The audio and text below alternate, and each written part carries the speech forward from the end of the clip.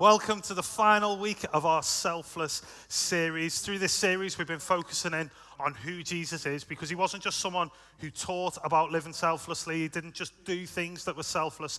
Jesus himself is selfless. That's why millions of people throughout history and around the world today like and love Jesus, because he is selfless.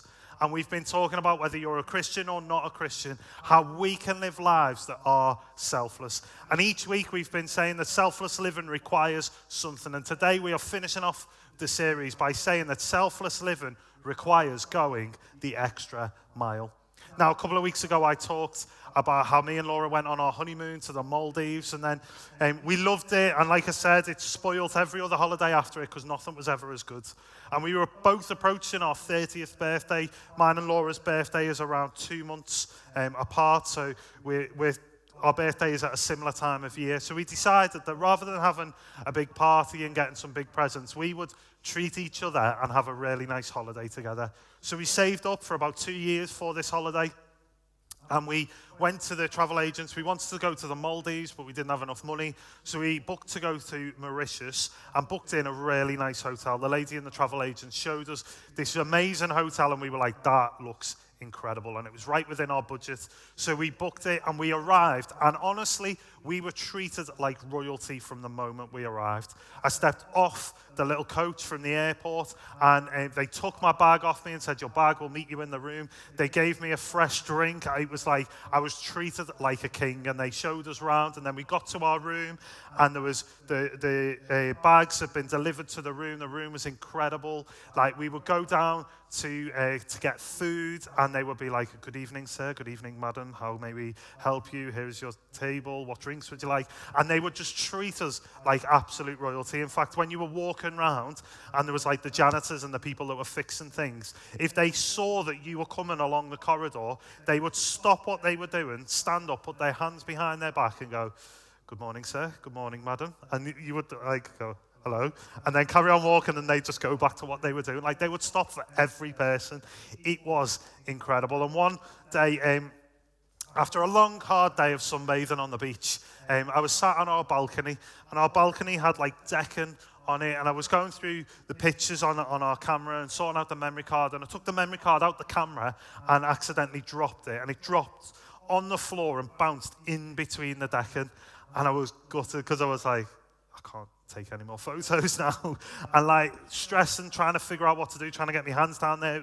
My hands were too big, all this kind of stuff. And I suddenly thought, what if I could get like a screwdriver and undo some of the decking, lift it up, I could get the memory card, and it'd be done. But I was supposed to be getting ready for going out, so Laura said, just leave it. We don't need the camera tonight. So I got dressed, got ready, and on our way to going out for food, we stopped at reception and kind of said, look, this is what's happened.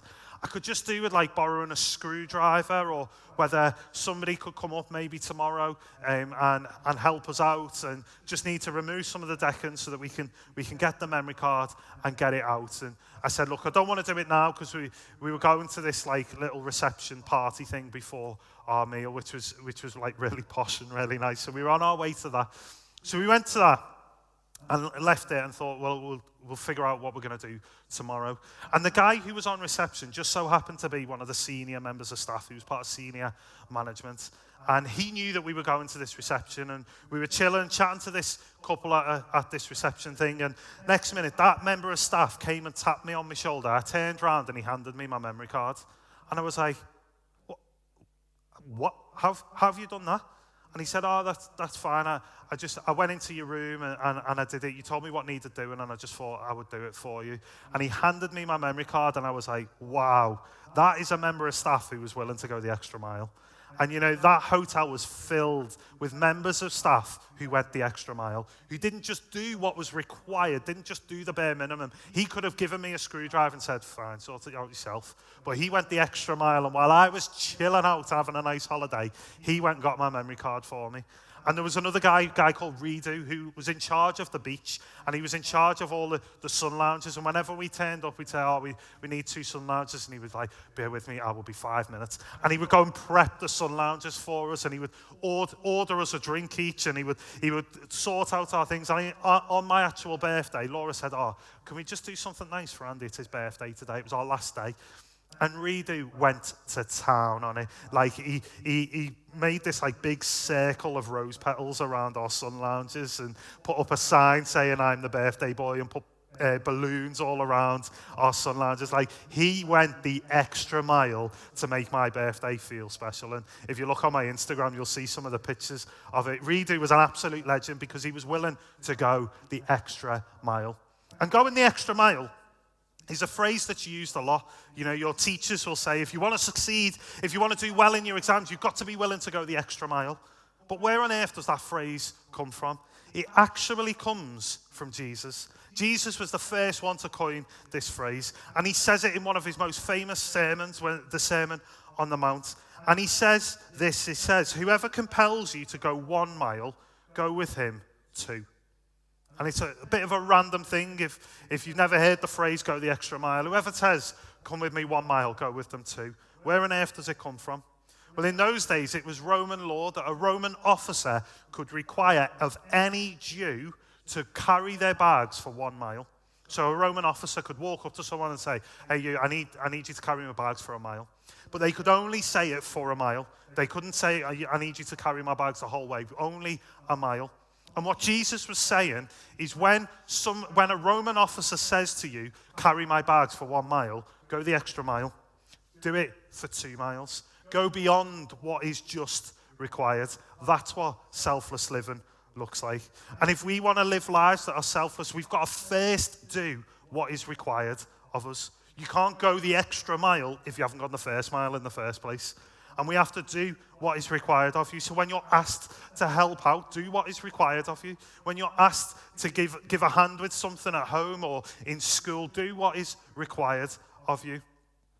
Someone said recently that 24% of people who volunteer do so as a requirement for school or for work. Just because we volunteer, it's not a measure of whether we're selfless or not. Just because we do something because we have to, that's not the measure of selflessness. The measure of selflessness is living lives that are selfless requires us to go the extra mile. See, going the extra mile was optional for the guy who was the servant for the Jew, but it was choosing to do it was selfless. The second mile is only made possible by the fact that we go the first mile. And going the second mile is a way of us living selflessly. And it brightens our own mood. If we choose to go beyond, we're not just doing something that's required of us. You know, when you're asked to do the dishes and you're like, oh, I hate doing the dishes. And you like, I know what some people do because I used to do this. You deliberately do them badly so you won't get asked to do them again. And like you do what's required and you can do it in a mood. But if you go, do you know what? I'm going to do the dishes and I'm going to do the hoovering. At that point, you're choosing to do it and it affects you in a positive way. And Jesus knew that going the extra mile was part of living selflessly. And there's a phrase that says the extra mile is never crowded because not everybody goes the extra mile. Everybody else does what is required of them. But living selflessly requires us to go the extra mile. And it is a rare thing, especially in our world, in our culture that is all about me, me, me, me. Get what you need, get what you deserve. Look after yourself. Going the extra mile is never crowded because not many people do it. It's essentially generosity. When I led one of our mission teams to Albania to go and do some stuff with the church that we support in Albania back in May. On the last day, we were asked to go and visit some people in their homes, and we kind of split into 2 teams, and it was an amazing experience because we were going and seeing how Albanian people lived, and some of them were members of the church, some of them were not, but we were able to see what kind of normal life was like for Albanians. And in the area, some houses weren't even houses. In fact, some of the places that these people lived were smaller than this stage and in horrific conditions. And the team that I wasn't with, the other team, they went to see this lady in her house. And they spent a bit of time chatting to her, and she got them all a drink, and she served them all a drink, and she said, oh, you'll have to keep hold of your drinks because I don't have a table to put them on, so just keep hold of them and make sure you don't knock them over. And they were chatting, just getting to know her, hanging out. The team got back from that lady's house, and they got back to the church. And one of the guys in that team straight away went into the garage and started working on something. And I went and seen him, and I said, mate, what are you doing? And he said, oh, the lady's house we've just been to, she doesn't have a table. I'm making her a table. That's going the extra mile. See, he wasn't asked to do it. It wasn't, oh, and one of the things we're going to do today is we're going to make this lady a table. The lady didn't even ask for a table, but he just went down to the workshop and started making a table. And it was amazing to see her face when she turned up later for a ladies' meeting. We were able to give her the table, and she was absolutely blown away. Because when we go the extra mile, it blows people away. And I keep saying in this series that Jesus doesn't just teach about being selfless. He doesn't just do things that are selfless. It is who he is. And there's a moment where Jesus is teaching in a house, and these 4 guys bring their mate to Jesus, and he's paralyzed. And they lower him in through the roof because they can't get him through the door. And they bring him before Jesus, and they clearly just want him to be healed. And Jesus says, I will heal you, but also I will forgive your sins. See, Jesus could have just done the bare minimum and done what was required of him, and everybody would have been impressed. But he said, I'm not only going to heal you, I am going to forgive your sins. And it blows everybody away. This is what it says. It says he got up, took his mat, and walked out in full view of them all. This amazed everyone, and they praised God, saying, we have never seen anything like this. See, when we live lives that are selfless, when we go the extra mile, not many people see that. It will amaze people. Maybe for you, you can go the extra mile when somebody asks you to help them. You can go beyond and not just help them for the minimum time, but like help them beyond it. Maybe even to the point where you get behind in your work. That would be going on the extra mile. Maybe it's when somebody's in a rush and you're in the queue for something. Maybe you're in the queue for food at Mackey's, and you're waiting and you see that somebody's in a rush. Going the extra mile would be letting people go before you. That is living selflessly. Maybe, not just saying to people, I do this all the time, hi, you're all right. I'm not genuinely asking, are they all right? It's just a phrase, isn't it? Like, oh, you all right? Yeah, I'm all right. Yeah, cool, see you later. Like, that's our standard greeting. Maybe the going the extra mile can be, hiya, mate, how you doing? No, really, how are you doing? And maybe if you find out that they aren't doing so well, not just going, oh, that's really sad, I'm walking away. Like going the extra mile, not just offering advice, but being there for them. Not just offering advice in the moment, but checking up on them, checking in with them the following day. That is going the extra mile and living selflessly.